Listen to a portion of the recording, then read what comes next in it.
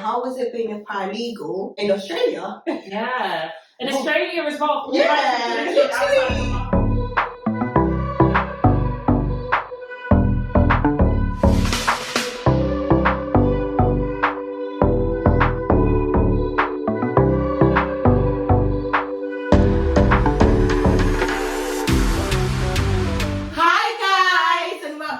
The Law Process with me, Jay, and me, Grace. And in today's hot seat, we have trainee solicitor Lola. Yes, thank you so much to everyone who has subscribed to our channel so far. We obviously really appreciate it. And if you haven't subscribed to the channel, please make sure you subscribe, make sure you like, and make sure you comment down below and share this video with anyone that might find it useful. Yes. Thanks for having me on, guys. As they've said, I'm Lola. I'm a trainee solicitor at EY, and I'll be answering any questions that you guys have today. Yes, so she's in our hot seat, so we're going to fire away questions at her. But before we do that, we'll give her a little icebreaker just to get you feeling warm and comfortable, get you in the YouTube spirit. Yeah, that's it. So, what are 2 fun facts about yourself? When I was learning to skip in primary school, everyone was skipping forward, but I just couldn't figure it out. So I actually learned to skip backwards. And then everyone was like, how do you do that? So I ended up teaching everyone how to do the backward skip. And then they helped me to get the forward skip. But yeah, I learned how to backward skip first. Oh, that's so interesting. Oh, I love that fun fact. That's so interesting. Do you have another one? I don't really think this is that interesting, to be honest. I'm Yoruba, I'm from Niger, like Grace. But yeah, that's my second fun fact. Oh, okay. I love both of them. Yeah, no, those are good fun facts. So, just a brief background into yourself. So, how did you get to where you are now in your career, and what uni did you go to, and yeah, how did you get here? So I went to NTU, like Jade and Grace. Gang. So yeah, I went to NTU, and then I was paralegal straight after university. I was initially going to do the LPC, then changed my mind. So I went straight into paralegaling, and then did that for about 2 years before getting the training contract offer, and then went to do the LPC about 3 years after finishing at uni, and then got to where I am now, basically, which is doing my training contract. And I'll be qualifying in about a month's time. Okay, and so just to clarify, so you studied law at university as well? Yes, I did the straight 3-year law degree at university. Okay. And so when you were paralegaling for 2 years after university, who was you paralegaling with? What sort of work was you doing? And how did you get your first job as a paralegal, actually? Because that can be quite challenging. Yeah. Coming out of uni and getting that first job. So how did you manage to do that? It can be very challenging. And I remember when I was applying for jobs, and literally all of them were saying that they needed the LPC minimum requirement. Okay. And I obviously hadn't done the LPC, and I was so adamant that I didn't want to do the LPC yet. My mum was like, what are you doing? You need to go to, you need to do the LPC. Yeah. What's going on? You know what Nigerian parents can be like. And I was like, don't worry, I'm just going to get a paralegal role. Yeah. But it wasn't as simple as that. Yeah. Because I obviously didn't go and make my mind up at the end of August, and I didn't get the paralegal role until January of the next year. Oh, okay. So that was like 5 months. Nearly 6 months actually, of just applying, and a lot of them, like I said, were looking for the LPC, which I didn't have. Yeah. And then I had an interview for this legal firm in Bournemouth, which is near where I live. Okay. And that one actually went really well. So I was thinking, you know what? I don't really mind what happens. I just feel like I'm improving my technique. And this was December. Yeah. So this was about 3 months after, and at the time I was also doing a full-time role with Ocado. I was doing a recruitment role, just to get money. Well, there's an Ocado just for you. Yeah. I see that advert all the time. It's very catchy, isn't it? This was back when they didn't have that jingle yet, but yeah, I was working there.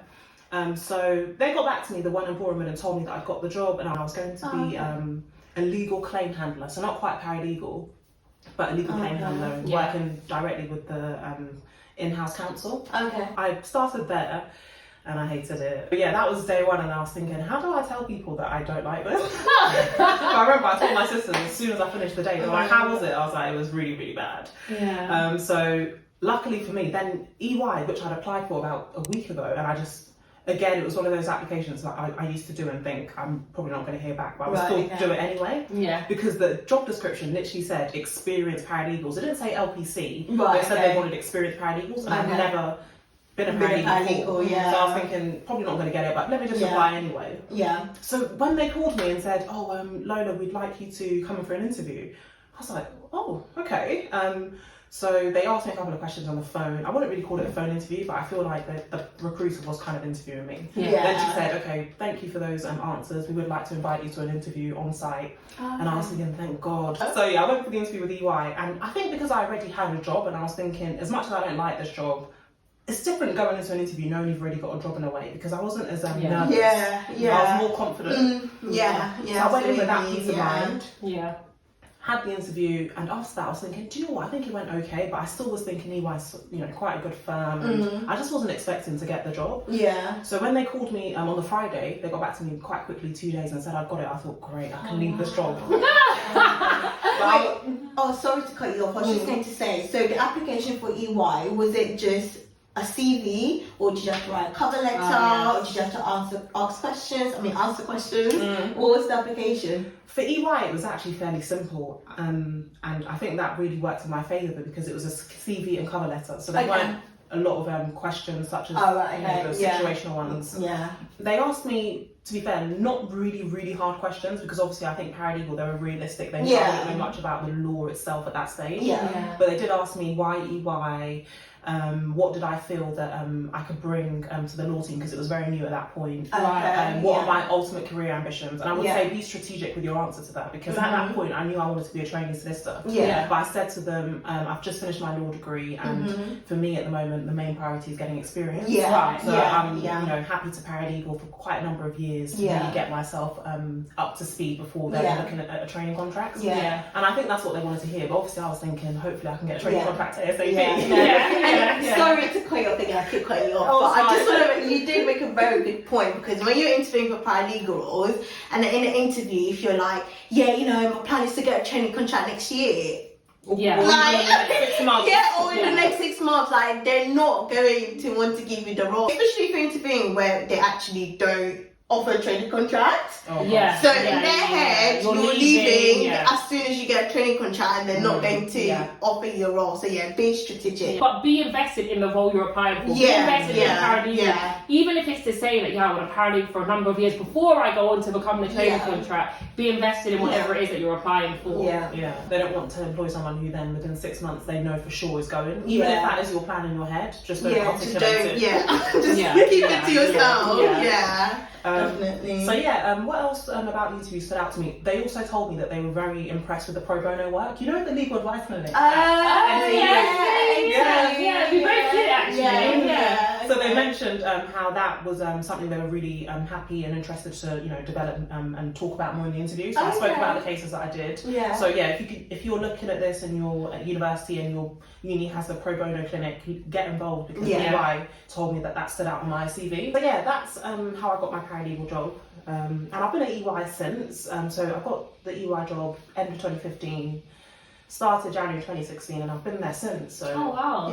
What's your 5 years experience being like at EY as like a Big Four firm and things like that? What's that been like for you? It's been really good. A common misconception is that working at a big four firm that you're an in-house paralegal, in-house trainee, but I'm not in-house. I'm private practice. So EY got its alternative business license. And they actually are a client-facing legal firm. And what they, are very focused on is being a legal firm, but not a legal firm. So they want to be a different offering, so they're offering legal services. But EY told me, even during my interview, they were asking me questions about how I think EY law is different, and I essentially said to them that it's different because they are client facing, but they're client facing within a consultancy and professional services firm. And they told me so many people tripped up on that question because they assumed that EY was in-house. So honestly, if you're applying for these roles, really read the job description. They said it in it. And I think when you're maybe a bit of an early law student, you're still getting to grips with these terms: in-house, private practice. But in-house, you are working for the business. Private practice, you're working for your clients. So working within EY has been really good because I think the fact that it's a consultancy firm, it's a professional services firm, it's international, the experiences that I've had have been very varied. Yeah. I've had about 3 secondments, I've actually worked overseas as well. Yeah. And I don't think I would have got all that if I was working at your standard legal firm. Yeah. So I think it's made me a bit more multifaceted as well, because I've worked within different areas of the business, audit and consultancy. So I've got like a real wide breadth of everything, which is great. And so what did you do as a paralegal that may have helped you to stand out to go on to get your TC at EY as well? I think when you're internal, you're already standing out more than the external applicants. I think that's just the way it works. Yeah. They already know you, you've already got that rapport, that relationship. Yeah. But I think, you know, another thing I did that made me stand out is I did volunteer and do extra things as a paralegal. Oh, whilst you were at EY? Yeah, so I essentially headed up the work experience program, so I would get different students on board, because I did feel as if sometimes the work experience was quite unbalanced, and it just seemed to sort of be based on who you know. So I thought, let's get more varied students into the business. Let's see who else we can offer work experience to. So I think that made me stand out. And then I also decided to start running monthly paralegal meetings for the paralegal cohort, for us to be able to get together and discuss different projects we've worked on, and let each other know our calendars, our availability, see how we can help each other more. Because I think having a really good team that actually speaks to each other and helps each other is important. So I thought, there's about 7 of us paralegals and we're dotted around different areas. I thought, let's all get together once a month and see how we can help each other. I think that made me stand out. And then already just having that advantage of being internal. So I'd say, if you're in a firm right now that offers a TC and you've been paralegaling there and you feel, oh, I don't know if I'm going to get it, think positive, because if you're working there day in, day out, you're already further ahead than all those other people that are going to be applying externally. Yeah, definitely. So another thing that you actually did as a paralegal was you got an opportunity to travel to Sydney to work there, which is amazing. So how did that opportunity come about, and how did you find it? How was it being a paralegal in Australia? In Australia as well. Outside the world. Oh my God, guys. The way it came about was, EY has a program where you can get seconded to different countries, but the programs were essentially open to more senior colleagues, so they weren't open to paralegals. So I was just thinking, how can I upskill myself as a paralegal? Because at that point, I'd already worked as a paralegal for 1.5 years at EY. And I was feeling a little bit restless and I didn't want to get stagnant. So I thought, what more can I add during this time whilst I'm waiting to start the LPC to really make myself stand out? So this was around March 2018, and I was going to start the LPC in September 2018. I thought, let me do about 6 months overseas if I can. And so I reached out to the partner and I said to him, is it possible to work overseas? And I chose Australia because it's so far and I just wanted to be somewhere completely different to the UK. Oh, okay, so you could actually pick what country? The thing is, it could have been anywhere, I suppose, but I just really wanted to go to Australia. It was really random, but I just really wanted to go. And they had a law offering, because some other jurisdictions don't. What do you mean by had a law offering, sorry? So EY law, although we're in about 80 jurisdictions, there are some parts of the world where we don't actually have an EY law offering. So for instance, Nigeria is actually one of them. We don't have a specific EY law offering as of now, but going forward, the intention is for every jurisdiction to have one, but it's just obviously taken time to develop in each place. Nice, okay. Yeah, so I knew Australia had an offering. I asked the partner if it was possible to go, and he didn't get back to me for 2 weeks. So when he didn't get back to me, like after a couple of days, I was thinking, he's looked at that and thought, whatever. So was it something that they told you as paralegals that you could do, or was it just something that you thought, oh, I want to do this, let me try my luck? Honestly, it was just me trying my luck. They never expressed to us that it was something that we could do. Really?